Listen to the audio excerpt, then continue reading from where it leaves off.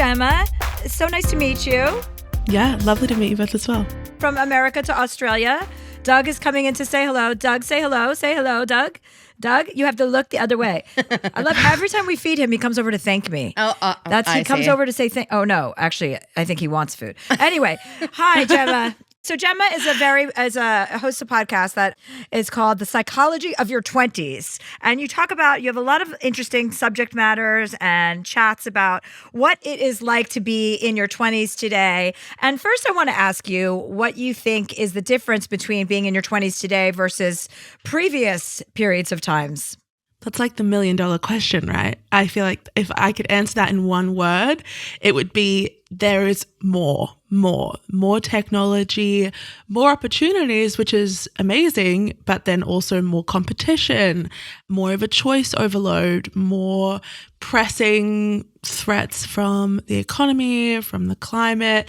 I think that there are ups and downs, right? It's kind of giving with one hand, taking with the other. As a generation, we have a lot more freedom. We have more options in terms of who we date, how we express ourselves, what we want to do for work. But that can also come with a lot of downsides and a lot of additional stresses that maybe previous generations didn't have to deal with. It comes back to social media for me, right? Because that's pretty much the biggest difference in our society is that everyone knows what everyone else is doing and when they're not invited, which I think when you're in your 20s, you still care about that stuff. I mean, I think there's a lot of people in their 50s that still care about that stuff. So one of the things that you talked about recently in one of your episodes was about the ability to handle being disliked or the just ability to be disliked. So what did you learn from talking about that? So much. It's kind of scary what you just said, that you still care about that at 50 sometimes, because I was hoping that I would age out of that conundrum. I think many people do, and then some people don't. It's just like anything else, like I remember growing up and having my friends' parents be so invested in my friend's life. Like I remember her mom, I had two friends and their moms were just so interested in everything and wanted to orchestrate everything and be involved in every party and wanted to know everyone who had a crush on every. And I was like, these women are they're living out their fantasies vicariously through their own children. Like how pathetic. But then, you get to be that age. I mean, I don't have that problem because I don't have children. So I'm not like trying to live vicariously through them. But I've definitely seen some of my friends be trying to live out their fantasies through their children. Yeah, for sure. So that's like, that's a different beast. I think it all comes back to like this very human, very instinctual urge to just be accepted and to belong and to feel like you matter. Like one of my favorite quotes or ideas is that the only thing that anyone wants is for someone else to bear witness to their life. And that doesn't have to be a romantic partner. It could be friends. It could be your colleagues, anyone around you. You want to feel like if you were gone, people would care. And so that fear of missing out and that fear of being disliked, I think comes back to that very primal need. Any of those instances where you weren't invited to the party, you weren't invited to your friend's wedding, even though you thought you were really, really close. Those are all instances where you're like, okay, maybe my perception of my social circle wasn't accurate. And that's really scary because that could mean that come the end of my life, come tomorrow, I could be a lonely person, especially as like in your 20s. I think I've noticed this the further along I've gotten into my 20s, you're not quite sure yet how to like ride the wave. Like your first big friendship breakup is like huge and like life altering because you've never experienced it before. But my mum, such a wise woman, she was like, by the time you get to like my age, like you've had that happen and you know that you're going to survive. Maybe like in your 20s, you just don't have that experience yet. I don't know if that's something that you found. Absolutely. I mean, and the more you experience anything, the more used to it you get, it's just like going to prison and getting anally penetrated every single day. But that didn't happen before you were in prison. And you're like, oh my God. And then all of a sudden a few months go by and it's 5 p.m. and you're like, okay, my boyfriend's coming over and that's what's going to happen in my life. So, I mean, unfortunately, the human condition, what is amazing about the human condition is we can almost acclimate to anything. I think it's really all about a sense of self and it's about how much inner work you're willing to do between between the ages of 20 and 50 to get to a place where you are so confident and secure in who you are that you aren't really swayable or as vulnerable to outside sources as you are to your own self-esteem. Like how you feel about yourself is more important than how others feel about you, and how you feel about yourself is more important than getting invited to a something. But I know that's more of a, kind of philosophically spiritual way to look at things when you actually have enough experience and we've kind of talked about this before, where it's like that doesn't necessarily just happen because you get older. It is also something you have to put effort into and work to grow toward. Yeah, because we can get upset about really small shit, right? Like Yes. you can get upset about the dumbest shit. And you can also choose to not get upset about anything. You could get delayed and your flight you'd be at an airport for 5 hours waiting for a plane and be in a perfectly happy mood and read a book and occupy yourself, watch a fun show, whatever. Or you could be a fucking cunt about it and be sitting there screaming and pissing and moaning. You know what I mean? Yeah. No, totally. I guess you think sometimes you would outgrow that behavior, but it's also your personality. And Right. what you're willing, like I used to have a very rageful, crazy, reactive personality. Now if things aren't going well or if I'm upset, I go within. I don't act out. I take my business upstairs and deal with it myself like a big girl. I wish I had those tools when I was younger, but I don't think that's every 20-year-old. I mean, Right. some 20-year-olds are pretty mature. And I'm sure because you're doing this podcast, so you talk to a lot more people in their 20s. Oh, 100%. And also like we all have our heart, we all have our thing. So I'm going to like fully call myself out. I really have never had a problem with people not liking me. Like that's a big one for me. And I see it as such a blessing. Also, you kind of have to have that attitude if you're going to do what we do, right? Like having a somewhat public face, having people know what you're doing. I've just never had a problem with it organically. But when it comes to other parts of my life, I really, really suffer when it comes to like anxiety over the future, overthinking my future. That's something I wish I could turn off. And then there's other people who will be like, oh, I am paralyzed by this idea of people not liking me or whatever it is.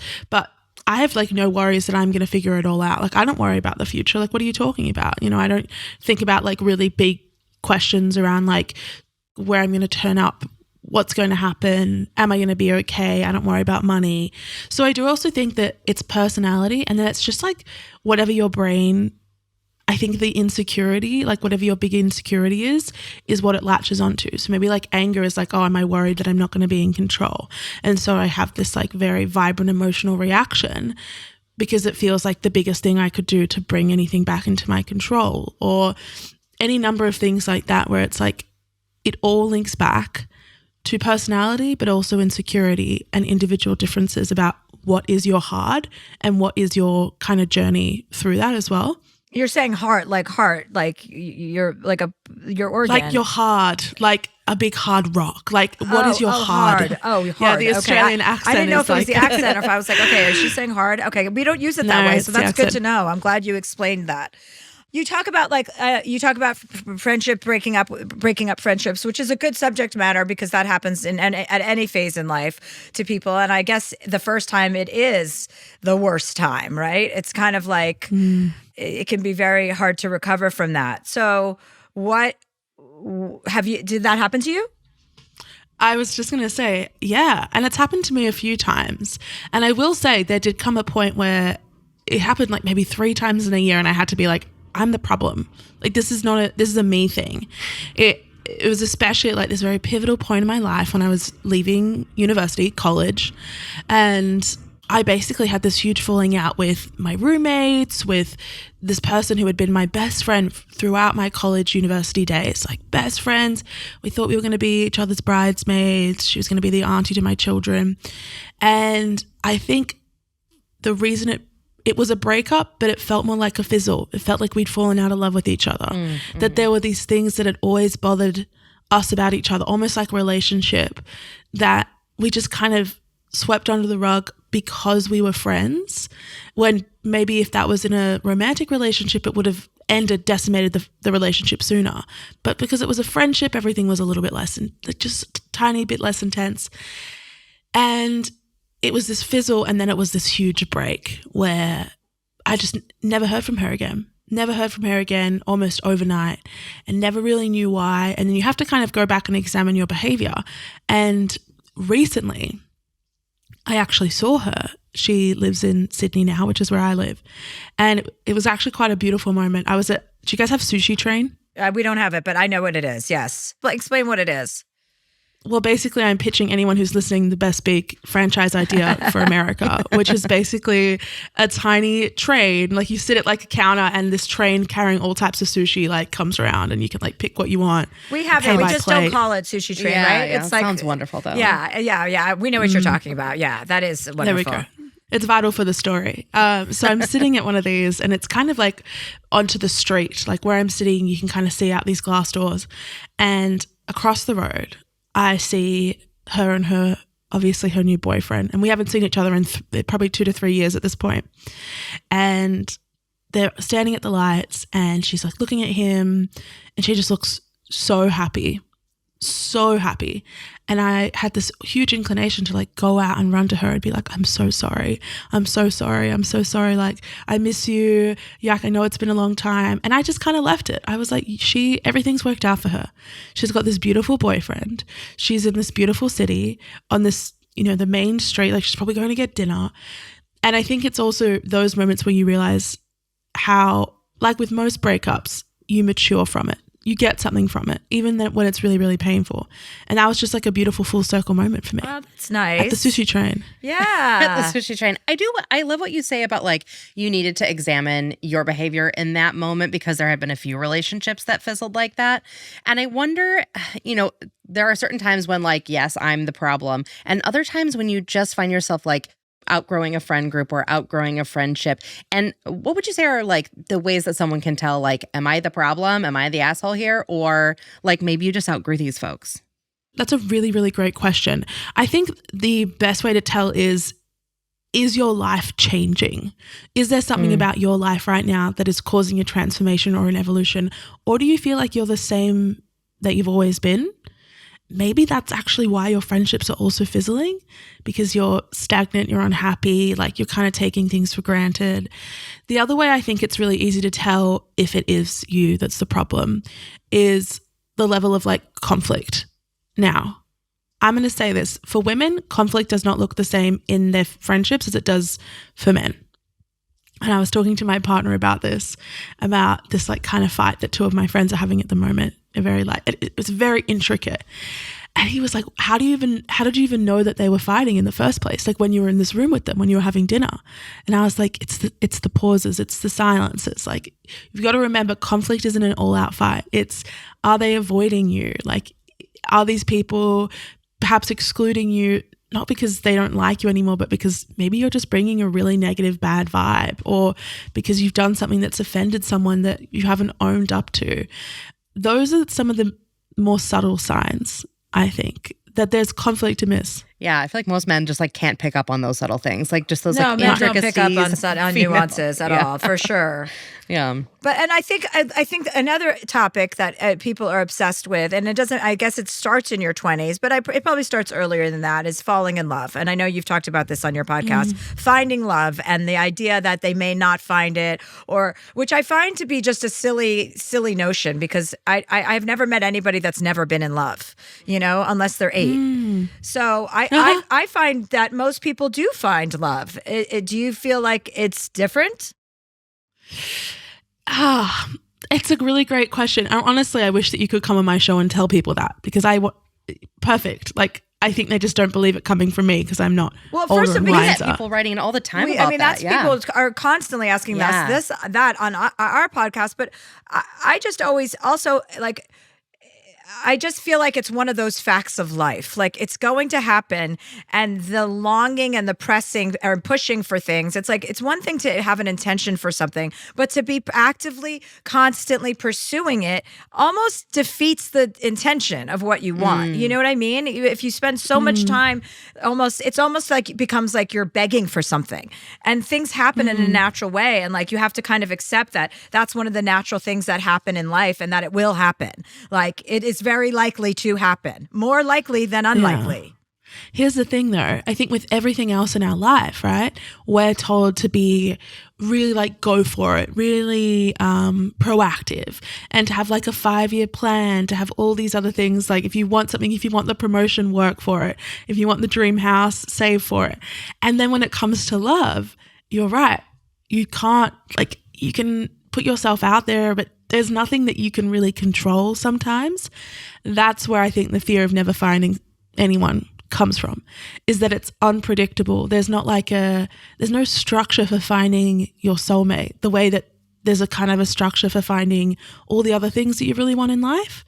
And I gave this analogy to someone the other day, which is like, you remember when you were in high school and you just like couldn't wait to graduate, and you thought about it like all the time, and you were like, oh my God, I just wish that I could be done with this. And you know it's going to happen, right? But there is still this like longing that is filled with time. And it's like within that time where you want to make plans, you want to do fun things, that you just want this final closure of like, I'm going to graduate, I'm going to find the love of my life before the rest of your life kind of starts. Does that make sense? It does, but it's just so backwards. When I hear that, it's like before your life starts. Like, you know, I remember thinking that when I moved out to LA, I was like, when my life begins, my life will begin when I have a career. That's when my life begins. And all those years leading up to getting the career are part of my life too. But for some reason at that time, they didn't feel like it. It was like when I become successful, that's when everything starts. That's when it begins. And I now realize how silly of a mindset that is, because yes, I was driven, but I also missed out on a lot of like being present and enjoying the time and the ride and the climb and all of those things. It was always a means to an end. It was always a temporary part of my life. And I'm not sure if that attitude got me to where to become successful, or if I could have, or if there was more to be taken out of, like more of a bite to be taken out of life at that moment. You know, I think when we have our minds so focused on our goals, we can sometimes like miss the forest for the trees, you know, like it's too much focus sometimes. You have to like, it's one thing to have an intention and to know this is what I want to do with my life and take steps to get there, but it doesn't have to be every facet of your being. Just like finding a love doesn't have to require like all of your effort. It can happen in a natural, easygoing way when you have a natural, easygoing attitude about things, which I don't think you get when you're in your 20s. I think that takes time to build. It does feel like one of the defining feelings of being in your 20s is that feeling of like, well, my life hasn't started yet, or I'm falling behind, and like, am I doing enough? And I'm not where I thought I would be by now. It's almost overwhelming. We get a lot of emails about that as well.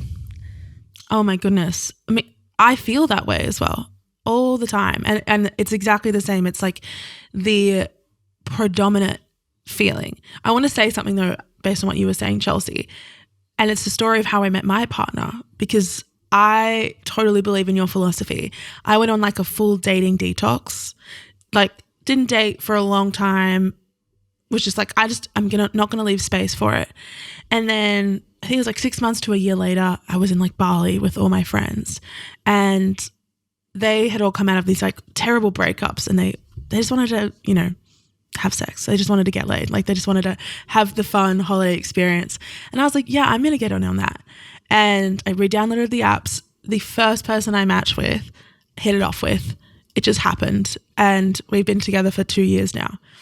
I love that. Almost longer. And I think it's that like, just let it be.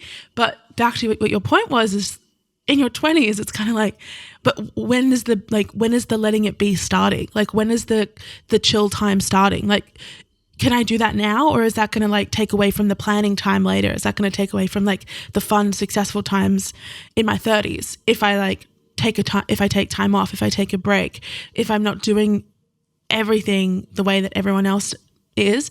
The thing I always say though is like, what's this finish line we're racing towards? Well, right, because it's like your life is, if your life doesn't begin until you're what, 30? Like if you're in your 20s preparing for your life to begin, when does it begin?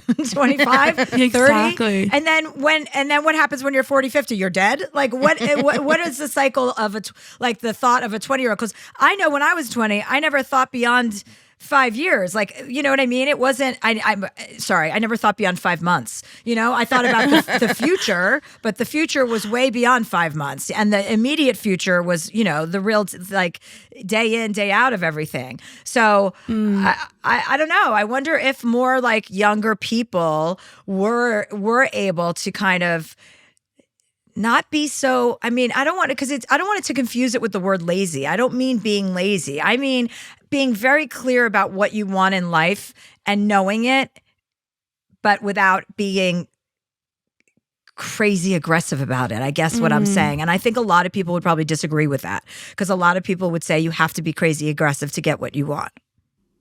Oh, I don't agree at all. I think that like having passion and genuine love for what you're doing is more important than discipline, because you actually fall in love with the process. I also think the biggest thing that has soothed that anxiety that you were explaining around like thinking way too far in advance, thinking that life ends at 30 or 40, was having age gap friendships, was being friends with women and men who are a lot older than me. And I have this amazing friend called Emma who I do pottery with, and she's in her 50s. She has 2 kids who are almost my age. The amount of just solid advice that she gives me and just perspective of being like, what are you talking about? My 50s are like the best years of my life. I'm having more fun than I've ever had. I'm more relaxed than I've ever had. It just soothes so much of my anxiety that I think, and I'm saying this and it's going to like almost, I'm going to stab myself in the back. Like sometimes another 20-something-year-old can't tell you that because they don't have the experience of that time. Does that make sense? Like, yeah, it's really important. I mean, I guess it goes back to what you were saying at the beginning, which is everybody wants to be seen, everybody wants to be, you know, valued, and everyone wants to matter. Because if you don't matter, then you feel invisible. And so that's very common. And I think that starts early, you know, that starts like when you're a teenager, because that's when because when you're a kid and you have your parents, and if you have an ideal childhood, you're getting all this love and attention. You don't have time to think about anything else. But if you have a single parent, or you don't have 2 parents, or you're not brought up in a loving home, then your circumstances could be different. You know, earlier on, you could start to feel alone. Or I think the feeling people jump to it's more of a survival. Right? It's survivalism. You have to survive whatever circumstances you're in. And I think in your 20s, the idea of survival becomes a little bit more abstract. You know what I mean? It's not real survival. It's like social survival, love survival. You think everything is the most intense it could actually ever be. And everything is so much more important than it is. Even though certain things are fucking important, it's like kind of the over accent of importance on everything. I think that's what I definitely don't miss from my 20s, is thinking like the end all be all, like there's one love of my life. There's going to be one love, and he's going to understand me, and he's going to be my soulmate, you know, which is a pile of garbage. There isn't, who wants one lover anyway? Have a bunch of soulmates. Yeah, exactly. Like my sister's my soulmate, and you know the one I'm talking about. And yeah, I think there's just a lot of, I would hate to be 20 years old today. And I don't want to say that because I'm sure 20-year-olds are fine. But when I think back at my 20-year-olds, I'm just like, oh my God, there was nothing like this shit that you guys have to deal with. Gemma, are the 20-year-olds fine? No. The amount of like the anxiety levels are just like through the freaking roof. I mean, I don't even think I understood what anxiety was until like a few years ago. Same. And because it would, you know, the over explanation of it in society now, almost everyone has anxiety, which is causing me anxiety, you know? So yeah. And you've got to think about why that is, right? Like I always get these comments from people who are a lot older being like, what do you have to worry about? Like, you don't have kids, you don't have, you know, a mortgage, you don't have any of these things. And I'm like, look at the environment that we're living in. Look at the context. How could you not be an anxious wreck right now? Like nothing about our environment is stable. Yeah. We're so overstimulated. Everything is constantly changing. Read any newspaper. It's horrific. Like, how, as a generation that's like now responsible for that future, guys, we're getting very deep here, but you know, you feel responsible for that future. You are the future. How are you meant to feel sane knowing that everyone thinks it's going to shit? right? Like, I don't know. I just feel like that's a common reason for the anxiety levels. And then you have to worry about like what your dream job is. Like what? Like, Right. Well, on that note, should we talk to some people with anxiety? Yeah, definitely. Okay, we're going to take a break and we'll be right back with Jemma Sbeg. And we're back with Jemma Sbeg. Okay, what do we got? We are back. Well, we're going to start with a couple of callers today. Our first caller is Michelle, and Michelle says, "Dear Chelsea, I'm 25 years old, and over the past 2 years, I've questioned my sexuality and recently accepted that I'm gay. I haven't told many people, and I'm not sure when I will fully come out. I live in a small town. It's a cute mountain town where I can do all the things I love, like trail running, climbing, and skiing. I've met some great people and have formed some really meaningful relationships. I have also been given a huge career opportunity here. I was recently asked to be a partner in a business that I really believe in and care about. However, since coming to terms with my sexuality, I have struggled with the idea of staying in my small town. I don't have many friends in the queer community here, and I've recently realized how important it is to have that. I can't help but think I might be happier living somewhere bigger and more diverse. However, the work opportunity is keeping me here, at least for the time being. We've discussed opening locations in other cities, but I just don't know how well that would go over with my boss. I just don't know if I can stay here long term. Is it crazy to want to try something that I don't even know would be worth it? Should I risk the opportunity that I have now? Any advice is so appreciated. Michelle." Hi, Michelle. Hi, Hi, how old are you? I'm 25. Oh, perfect. This is the perfect age range. this is literally right up my alley. Yeah. Do you mind telling what mountain town do you live in, or is that too? Are we going to? I live in Jackson Hole, Wyoming. Oh my God. I Nice. knew you were going to say that. I That's fucking knew it. crazy. I was, as soon as you said Mountain Town, I was like, oh, she's from Jackson Hole. Okay. Anyway, How funny. well, I'm not from there, but that's where I live. I understand that you live in a small mountain town, but I feel like do you have any information that leads you to believe that your coworkers or your boss is going to have an issue with you being gay? No. No. So That's not the problem. what is the problem? You think you're not going to find enough community there? Right. I see. Mm. I feel like you have a great job opportunity that already sounds like it could bleed into like going to a different city and opening up different franchises or whatever the business, different outposts in different cities.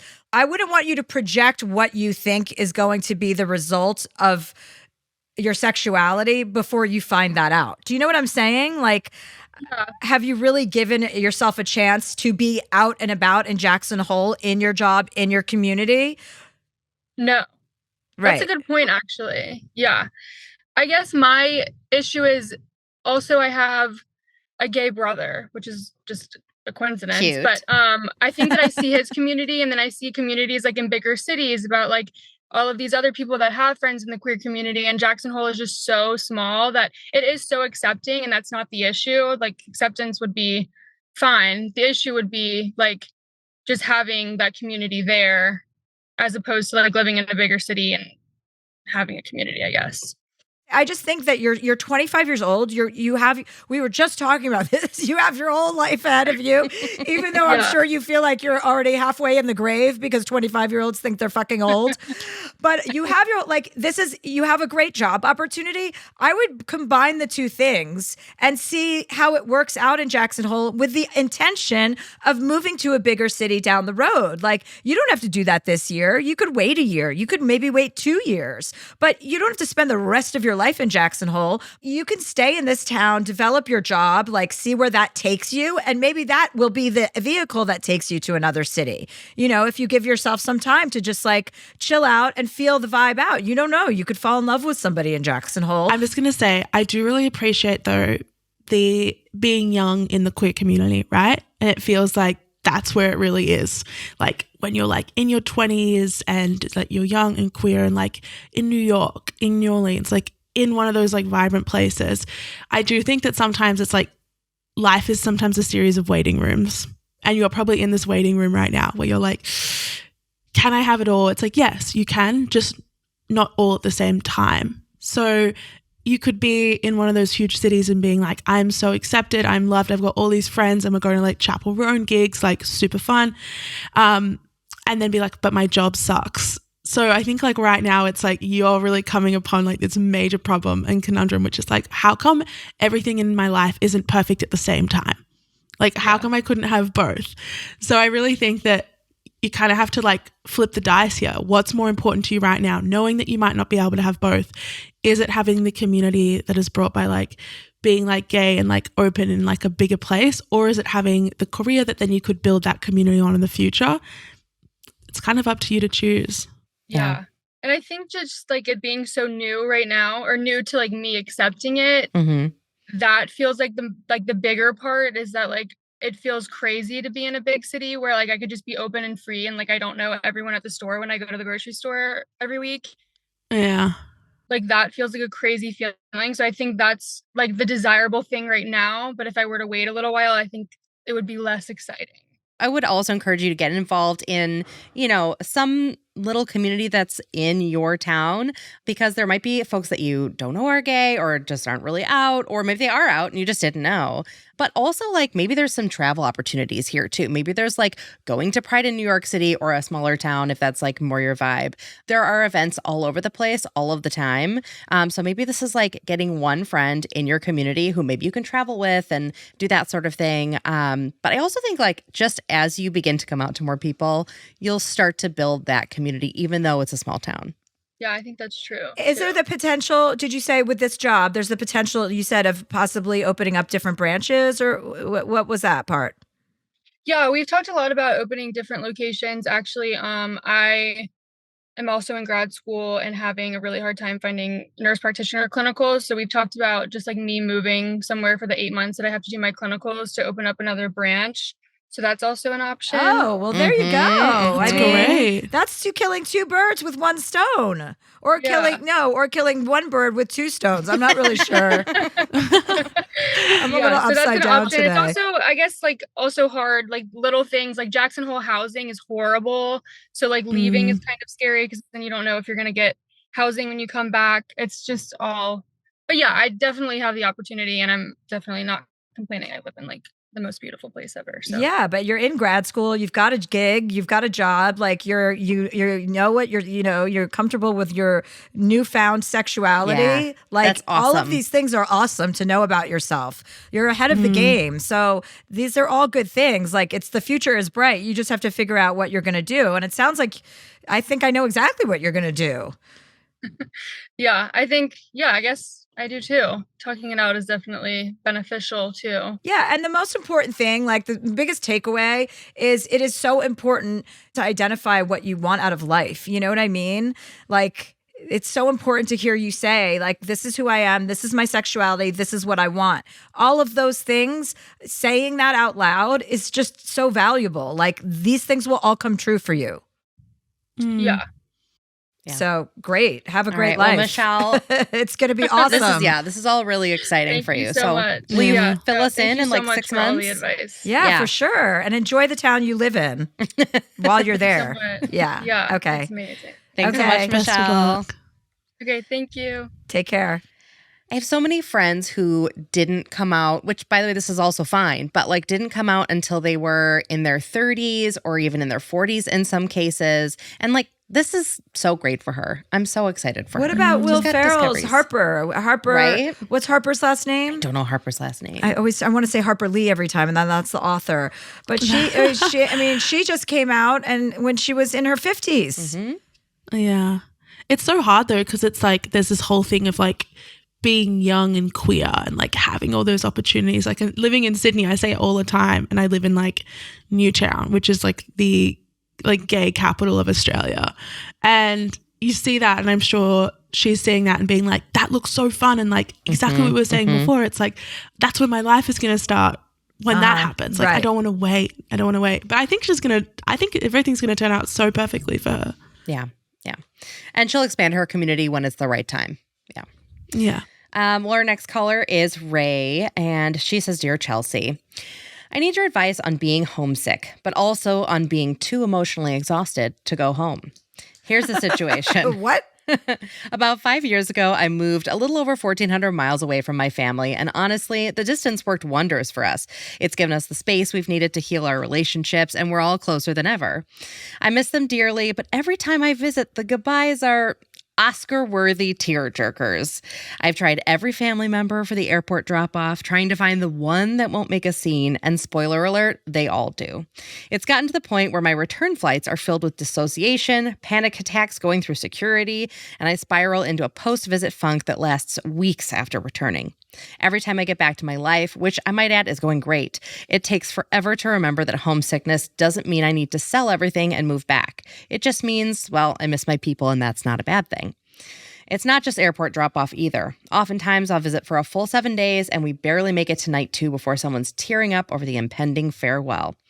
Don't get me wrong, I appreciate the love, but I am so tired. Exhausted, spent. I'm torn between wanting to visit more and wanting to avoid the emotional Olympics. And by the time I recover, it's time for another visit, and we do this all over again. I do want to hold space for everyone's emotions and all that jazz, but I'd love to be honest and just say, y'all, I need you to be okay, please. Am I the asshole here for feeling like I need to manage everyone's emotions? Please give it to me straight, Ray. Hi, Ray. Hello. Why is your family crying? What's up? How many people are Oh my there? God. And what's their problem? It's like 4 of us in total, including my niece now, who's starting to be old enough to like feed into all of this emotion that's my around gosh. her.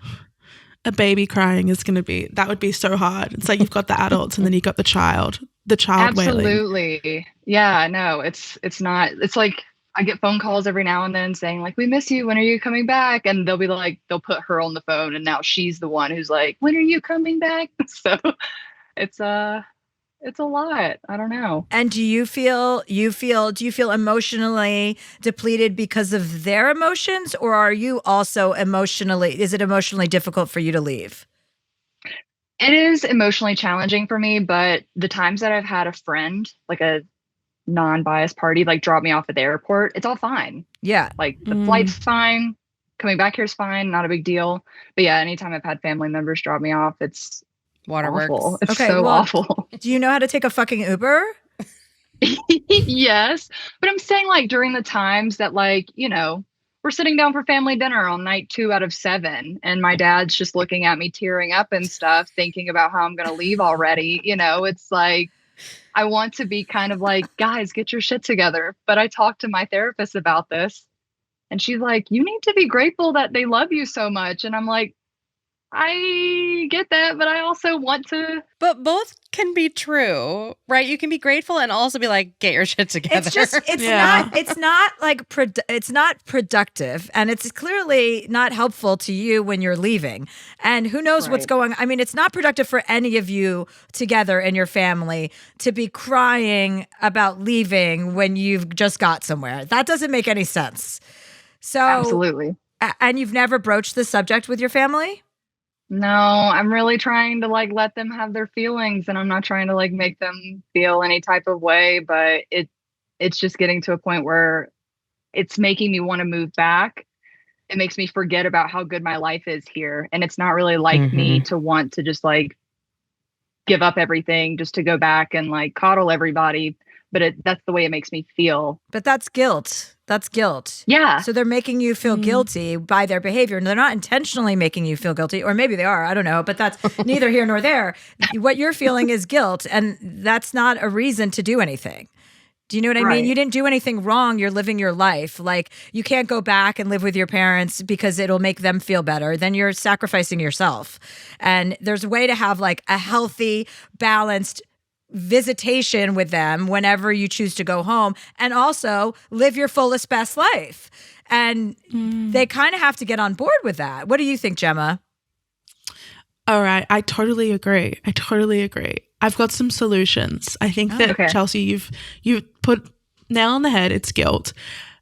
I really think that they should be coming to visit you a little bit more as well. I know it's hard with like little kids, but if the main thing for you is like coming back and the homesickness and the disruption to your routine and your like sense of joy with your current life, maybe it would work better if it's like they're in your home, they're in your place. Your return after they've left is less of a come down. Also loved the advice, get like a friend to drop you off. I have this problem with my family as well. And it's exhausting, right? It's exhausting. Yeah. And sometimes I'm like, I don't really, can I come home for Christmas? I don't want to deal with that. And it's, Right. you love them. Yeah. You love them so much, but you're like, I want to move forward with my life, but I also don't want to lose this relationship that we have that is so beautiful. What am I going to do? And I think the way I've really dealt with that is like, we're going to meet in neutral places. So now we go on family holidays together, where the experience is like, oh, I'm so sad that we're leaving this beautiful place. Or they come and visit me 50% of the time. So it's not as jolting. And also they appreciate that like my life is really lovely. And if I was to move home, I'm going to give that up. If I was to move back to Melbourne, like I'm not going to have this. And surely that's what they want for me more than they want my presence. See if they take the bait. See if you can do Christmas wherever you are. See, that's a love great that. idea. That's a great idea to switch it up so you're not going to their house all the time. And how frequently do you see them? It's like once a quarter. Is what I'm kind of doing. Once a fiscal quarter. Yeah, break it up. But I also don't think, I think you should, I think there's a way to have a conversation like with your family and not necessarily face to face, like maybe in an email or a text to ahead of time. Not a text. That seems maybe than a like a text. family email to be like, listen, you guys, I know it's emotional when I come home. I feel the same way about you guys that you feel about me. But it really weighs heavily on me every time I leave. And I have this overwhelming guilt. And I know you're not intentionally, just let them off the hook right away. Like, I know you're not trying to make me feel guilty, but it's becoming more difficult for me to visit you if this is how I have to leave. Like, I don't want all these tears. It's it makes, it pulls at me, and I don't want to stop visiting you. So isn't there a way we can figure out, a more like pleasant way to spend our time enjoying each other's presence rather than fearing each other's absence? Absolutely. Write that down. I That like was the good. idea of an email. Oh, I'm taking I was notes. going to say, Ray is actually like our first caller ever who's actually writing things down. Because it's true. Like I saw the pen. Your family, that's true. The time spent should just be loving and joyous fun. And a reunion, not foreboding. Absolutely. And oh no, she's going to have to leave again. That's like very fearful, very guilty behavior. And there's so many nice ways to say that without making, making it something like, it doesn't have to be cantankerous or, like vitriolic. You're just saying out of love, like it's getting harder for me to deal with leaving. And, I have a full life here. I'm very happy. So, I mean, do they actually put it on the table for you to come move back? Do they suggest that a lot? Oh yeah, they're always like, we have a bedroom for you. We have some land. We can put you something on. Like, if you ever need to come back, we've got spare funds for you to get you back here soon. So that's all. I mean, so you should definitely be clear. Like as an adult woman, you should just be clear, being like, I also would rather you guys not keep saying that every time I come home. It's almost like you're ignoring my life and the present, like I have a life. I'm happy. Don't you want me to be happy? I'm your daughter. You must want me to be happy. I am happy. So can you please let me be happy so we can all be happy together? Yeah, I think you should like say that too and let them know, because it's all very manipulative. And even though they're your family and they love you, that's who you manipulate, the people that are closest to you. That's true. Have any of them been to visit you yet or not yet? They've all been out here once. Okay. Like they've come out here separately in the 5 years that I've been here. So there's definitely some opportunity for some more visitation on their end. For sure. Yeah. And then maybe you guys can find somewhere to go away for one of the holidays, like Christmas one year. That would be fun. like Yeah, that. Gemma, I really love that. I love the idea of meeting in like a neutral place. It's really good. And then you do activities rather than just sitting at the home. That's Crying the at big each thing I other. learned. We've like that you go out and do stuff rather than just being like, oh, let's go through the baby album. Like, look what we've done with your old room. It's like, no, like, let's go to the zoo. Let's go get coffee. Yeah. Yeah. And make sure you don't forget to mention, how lucky you are to have such a loving family and how lucky you are, Absolutely. because you are. Thank you so much for not making me feel delusional because, No. like I said, I'm getting a second opinion here because the first time around my advice was like, be grateful. And I'm like, wait, I am. I don't Your therapist sucks, just going to tell you that. Sorry. I know that's probably not right, but you should get a new one. It might be time for a switch up for sure. Yeah. It's never a bad thing. All right, Ray, thank you so much hopefully for she's calling listening in. to this podcast. Yeah. So Can you imagine? We'll just send this to her. It's fine. Well, I see her tomorrow, so I'll check in. I'm sure I'll find out. Bad day for her. all right. Thanks for calling and good luck with everything. Thank you so much. Nice to meet you all. Bye. Thanks. Bye. Okay, we'll take a break and we'll be right back with Jemma Sbeg. And we're back with Jemma Sbeg. We are back. So we have one final question. This comes from Brianna. She says, Dear Chelsea, I'm a 26-year-old woman and I've recently started a new job as a marketing coordinator for a small company. I previously worked as a bartender since I was 18 years old. She must be in Canada or something. I bartended through college and always made great money. So after graduating, I kind of got stuck in the industry and wasn't thinking about looking for a different job. I started to get sick of it and decided it was time to start a more stable career. And now that I have that, I'm realizing it may not be what I want. At my entry-level position, I'm currently making less money working 8 to 5 Monday to Friday than I was working maybe 30 hours a week at a bar.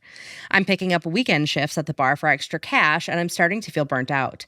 I'm also struggling with the lack of freedom that comes with the 8 to 5 and feel like I don't have time for things that I love to do, like working out or going to a yoga class. I hate sitting at a desk all day, and it feels like the company I'm working for doesn't have enough for me to do, so I'm extremely bored and feeling very unfulfilled. Get out of there. Yeah. I also have a passion for traveling and scuba diving, and I know that working in the corporate world will limit the amount of time I can travel compared to being able to take time off whenever I want while bartending. I'm torn between wanting to stick it out and give it some time to get the experience and hopefully move up to a different position or company that I enjoy more, and saying fuck it and going back to bartending. Any advice is greatly appreciated. P.S. Your podcast is currently the only thing getting me through my long, boring days at the office. Much love, Brianna. Oh, that sounds so boring. Honestly, that job sounds awful. Yes. I would go back to bartending. Honestly, you feel like you're adventurous. You want to do more things with your life. Sitting in a job hoping that you're going to get promoted at some point to a different position.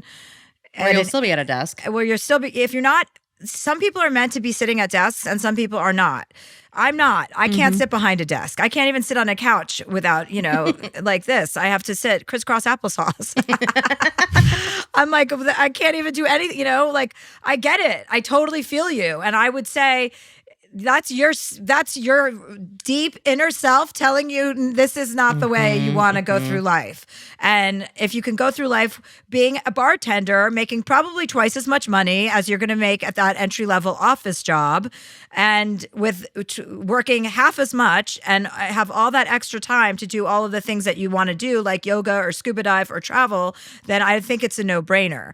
What I would say also is just because this isn't the job doesn't mean that there isn't another job out there for you that can like use your creativity or your brain in a way that you would be, more kind of attuned to do or better equipped to do, I'll say.